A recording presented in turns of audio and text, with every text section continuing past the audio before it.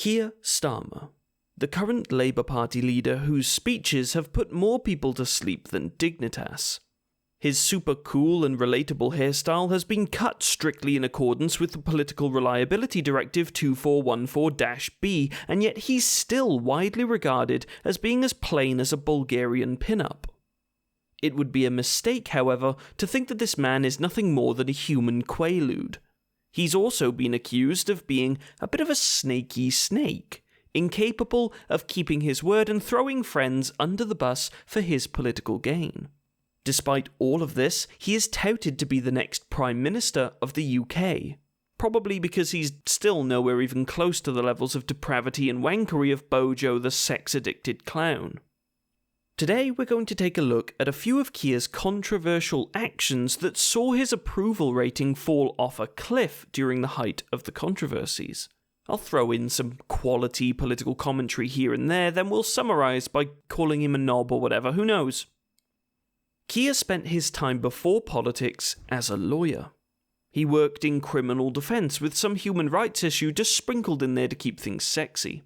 He was appointed to the Queen's Council in 2002, and in 2008 he became the Director of Public Prosecutions. Imagine Harvey Specter but with the charisma of Edward Cullen. After 5 years of being Director of Public Prosecutions, he was appointed as a Knight Commander of the Order of the Bath. Not joking, that's a real title. Henceforth, he was known as Sir Keir Starmer. His political career began when he was elected in the 2015 general election as the MP for Holborn and St Pancras. He served as Shadow Minister for Immigration under Jeremy Corbyn, but resigned the following year in protest of Corbyn's half-hearted campaigning to remaining in the EU. Let's shelf the irony of that for now. Shortly after he resigned in protest of Corbyn's leadership, he accepted a role as Shadow Secretary of State for Brexit under Corbyn once again, in which he advocated for a second referendum. Since then, he's changed his mind and is now set on honouring the referendum results and will not seek to rejoin the EU. He even bizarrely attacked Rishi Sunak for changing his position on Brexit. It all felt a bit like watching Andrew Tate take the piss out of somebody's male pattern baldness. After Labour lost the 2019 general election, the party held a leadership contest and Keir was voted in.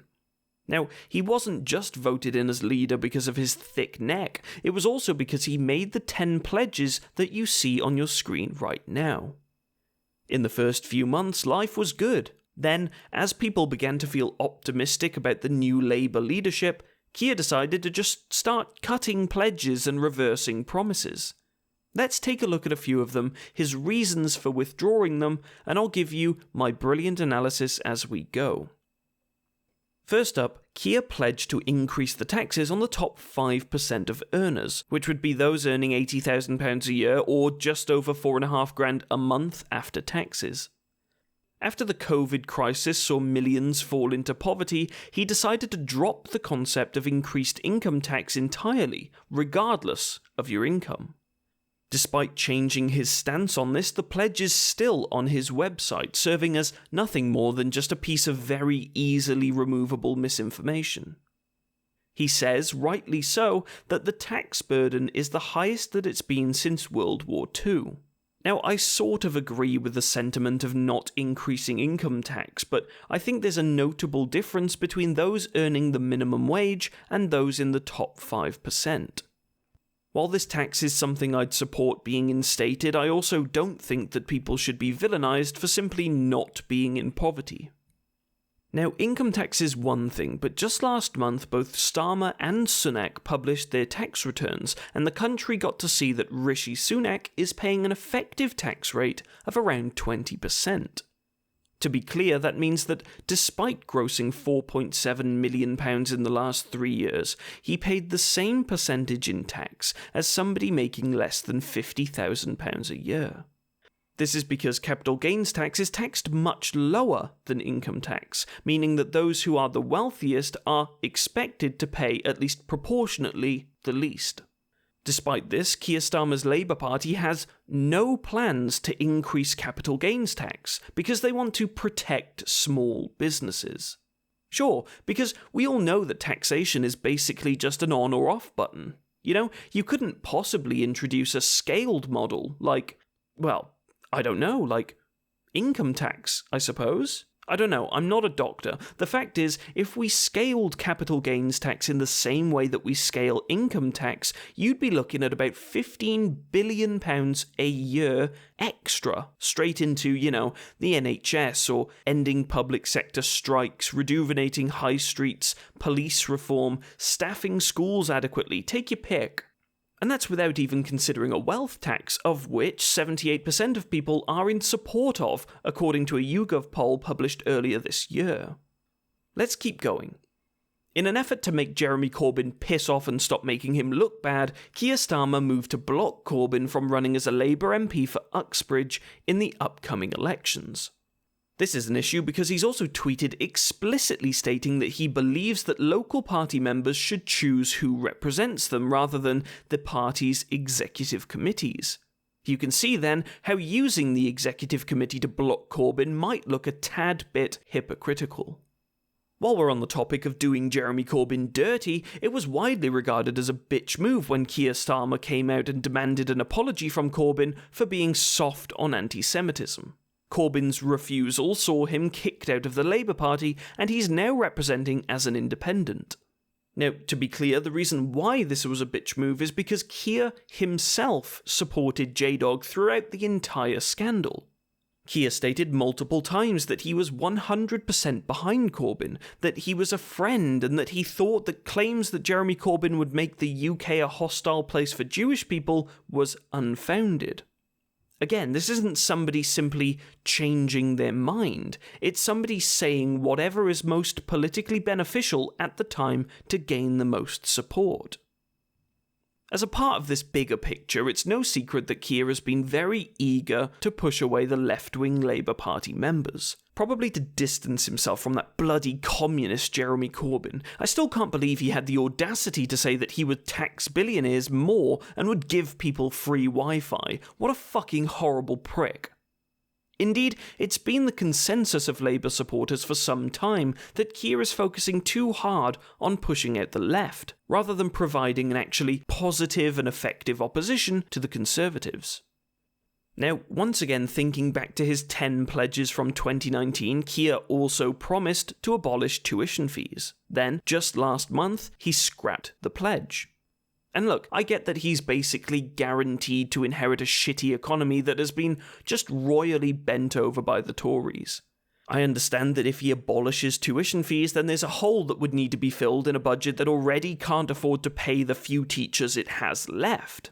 If only there was a way that we could, raise money by, raising the taxes somewhere that could afford to have it taken. Like the wealth that seems to not be trickling down as much as we might have liked. Maybe we can even apply a national insurance tax to investment income too, so it's not just effectively a tax that penalises poor people. Maybe we could even just waive tuition fees for those who want to fill high-demand roles like nursing or teaching or engineering. Fuck it. Actually, don't worry about it, Keir. Let's not stir things up too much. Everything's been going brilliantly so far. Still with me? Good. Another real pain in the dick with Starmer that could really cost him a majority in the next election is his piss-poor attitude towards Brexit. It's unprincipled, lacks balls, frankly. Do you know what his slogan is? It's "Make Brexit Work." Make it work, like it's a pair of Poundland reading glasses that you've just had to sellotape together. And Keir fucking cocking Starmer has a 5-point plan to make Brexit work that includes tearing down unnecessary trade barriers. You know what might tear down unnecessary trade barriers, Keir? Joining the fucking single market that accounts for 1/6 of the entirety of global trade, you absolute fucking donkey. Another thing, Keir's approach to strike action and the anti-strike bill has also been, forgive the language, fucking wank. He started off by stating unequivocally that the Labour Party stood with workers who were on strike. Then, when a member of the Labour Party literally stood with workers who were on strike, he got fired. Keir is therefore pro-strikers, pro-strike action, but just so long as they don't strike and don't have the legal ability to strike. It surely would be a bad look for the Labour Party to be seen supporting the rights of labourers. It's not as if they were formed explicitly in support of the labour movement of the 19th century or anything.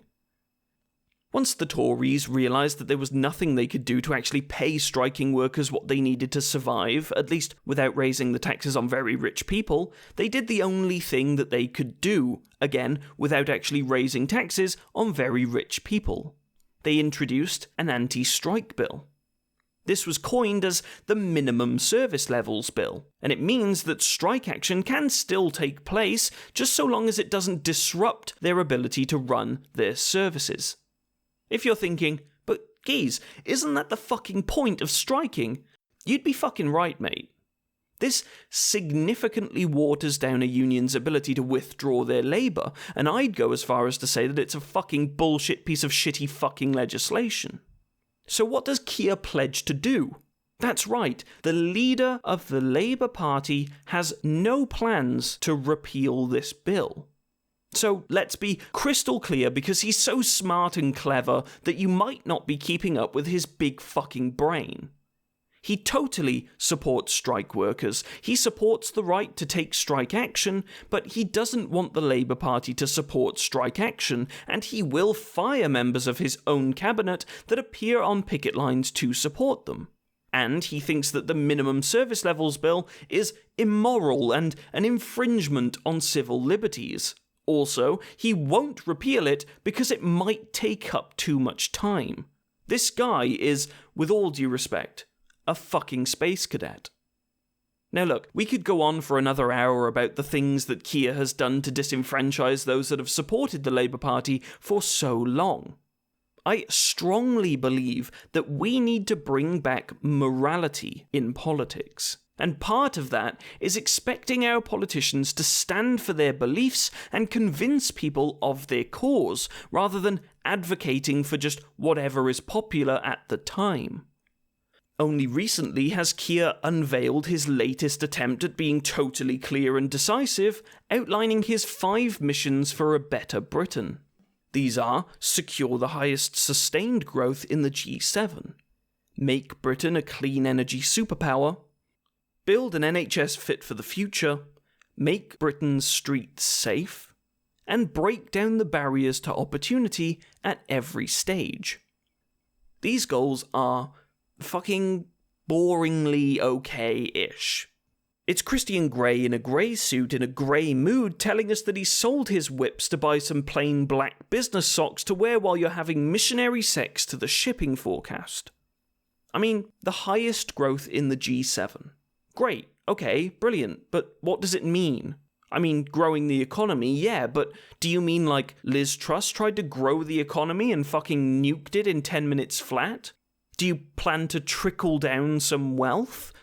Do you want to grow the economy by cutting corporation tax and abolishing inheritance tax like the Tories? I don't know if you noticed, but everyone in the 7 wants the highest growth in the G7. It just depends on whether you think you'll get there by the Ronald Reagan method or the Bernie Sanders method. Don't forget, Keir has done nothing except for telling us what we can't have so far. So bear that in mind, and do ask him, if you see him, what exactly we should specifically be excited for. I'm sure he knows that what he really needs to do is to properly address the cost of living crisis for working class people.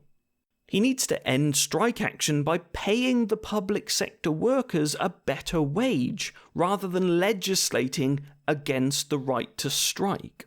He needs to show that he respects the electorate more than he cares about what the Daily Mail prints about him. If he does that, then who knows, he might still earn a vote from me yet. Thank you for watching, and a special thank you to my patrons: Marie, Fraser Cox, Jeffrey Anderson, Matt Palmer, Alex Davies, Nicholas Ellis Brown, Craig Hall, Simon Watton, Matthew Gray, Lord Kitty Cat, and Rory McElhone. You guys are awesome. If you'd like to support, you can do so from just £1 a month. The link is in the description. In the meantime, please like, subscribe, and smush your pet's little smushy bushy faces. Love you. Bye-bye.